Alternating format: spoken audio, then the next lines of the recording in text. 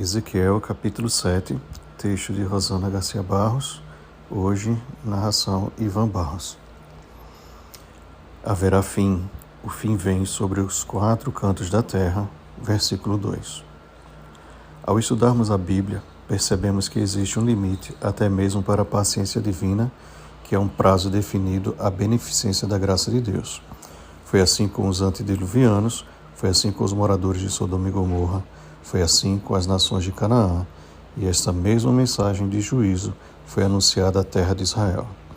Ó tu, filho do homem, assim diz o Senhor Deus acerca da terra de Israel: haverá fim, um juízo anunciado à nação eleita e prenunciado a todas as nações. O fim vem sobre os quatro cantos da terra. Verso 2. Em Apocalipse 11, 18, encontramos um dos prognósticos de Deus à humanidade acerca do julgamento dos justos e dos ímpios. Na verdade, as nações se enfureceram, chegou, porém, a tua ira, e o tempo determinado para serem julgados os mortos, para se dar o galardão aos teus servos, os profetas, aos santos e aos que temem o teu nome, tanto aos pequenos como aos grandes, e para destruíres os que destroem a terra. Em um tempo em que nunca se falou tanto em preservação ambiental, mudanças climáticas e sustentabilidade, o mundo caminha a passos largos para uma crise jamais vista. Enquanto governantes e pessoas de influência se unem em prol do que afirmam ser para um bem comum, em busca da paz, a Bíblia é bem clara em afirmar que as nações se enfurecerão. Vem a destruição, eles buscarão paz, mas não há nenhuma. Versículo 25.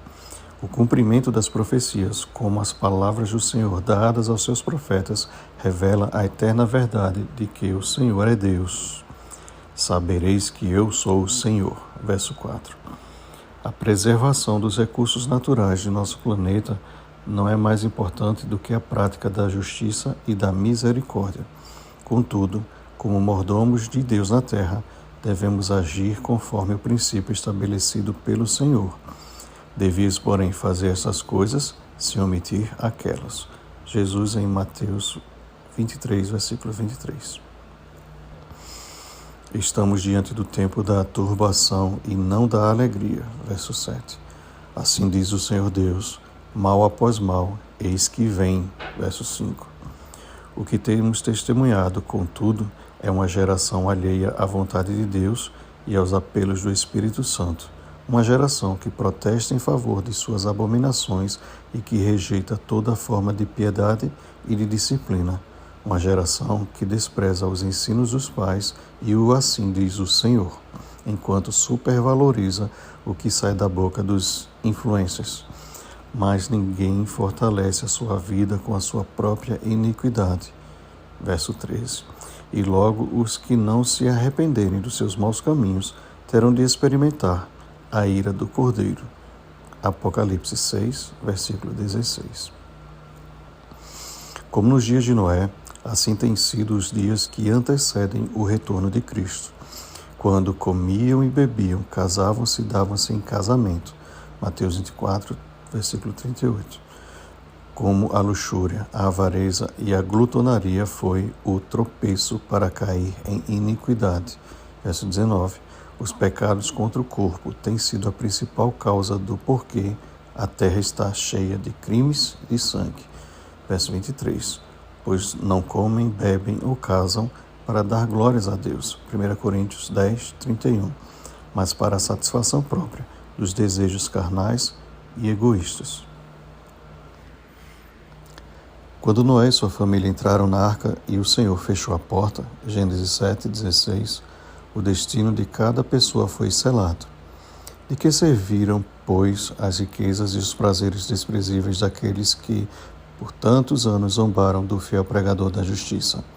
Da mesma sorte, quando Jesus sair do lugar santíssimo do santuário celestial e declarar: feito está, Apocalipse 16, versículo 17, os ímpios buscarão visões de profetas, mas do sacerdote perecerá a lei, e dos anciãos o conselho. Versículo 26. E nem a sua prata, nem o seu ouro, os poderá livrar no dia da indignação do Senhor. Versículo 19.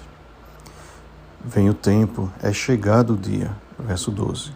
E os que temos feito dos preciosos momentos finais, alertado ao perverso sobre o salário do pecado, certamente morrerás, e advertindo para lhe salvar a vida, Ezequiel 3, versículo 18, ou nosso tempo, talento e recursos têm sido gastos para satisfação pessoal e egoísta.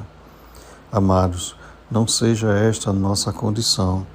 Não caminhemos para o destino dos ímpios. O destino deles é a perdição. O Deus deles é o ventre, e a glória deles está na sua infâmia, visto que só se preocupam com as coisas terrenas. Paulo em Filipenses, capítulo 3, versículo 19. Olhemos para Jesus, e nossa vida refletirá o cuidado que ele tinha com a criação, o amor que ele revelava pelo Pai, a comunhão que ele mantinha com o Espírito Santo e a compaixão que manifestava a todos. Então, nos momentos finais desta terra, em meio a uma crise de proporções incomparáveis, ou estaremos no sepulcro aguardando a primeira e bendita ressurreição, 1 Tessalonicenses 4, versículo 16, ou estaremos em pé suportando todas as coisas com fé inabalável, pois a nossa pátria está nos céus, de onde também aguardamos o Salvador, o Senhor Jesus Cristo. Filipenses 3, versículo 20. Oremos. Senhor nosso Deus, estamos tão perto do fim e precisamos manter nossos olhos fixos em Jesus, o autor e consumador de nossa fé. A doce e preciosa comunhão contigo é a autorização diária que damos ao Espírito Santo de transformar o nosso caráter e torná-lo semelhante ao de Cristo.